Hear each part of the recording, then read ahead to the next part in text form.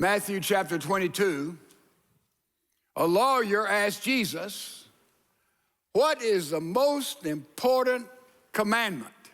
In other words, what is that thing that is the number one thing you must do? Jesus says, love the Lord thy God with all your heart. That's a passionate love of God. With all your soul, and love him with all your mind. Now, a lot of us have loved him passionately, different times, different degrees, with all of our heart. A lot of us have loved him with our life, with our lifestyle, with our soul.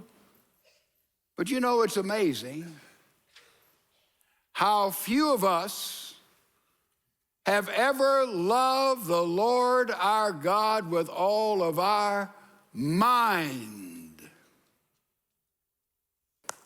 Coming back from Israel this past week, a 10-hour flight, I was in the galley and met a man, an Englishman named Peter, and I began to ask him political questions about life. And, you know, 10-hour flight, you can learn a lot of things about somebody.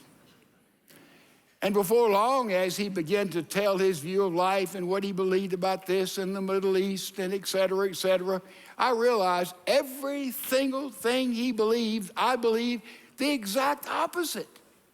I mean, every single thing.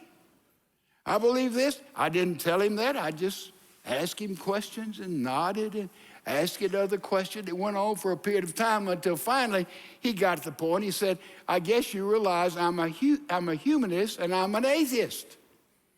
That explained it. I hear people all the time.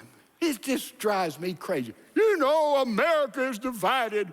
We're going to have to come together. Ladies and gentlemen, when people see the world through these eyes, the eyes of secular humanism, godlessness, they see the world entirely different, and on every question, they will answer it in a different way than those of us who see the world with biblical eyes. So there's not going to be some great healing and coming together here when you've got two entirely different views of the world.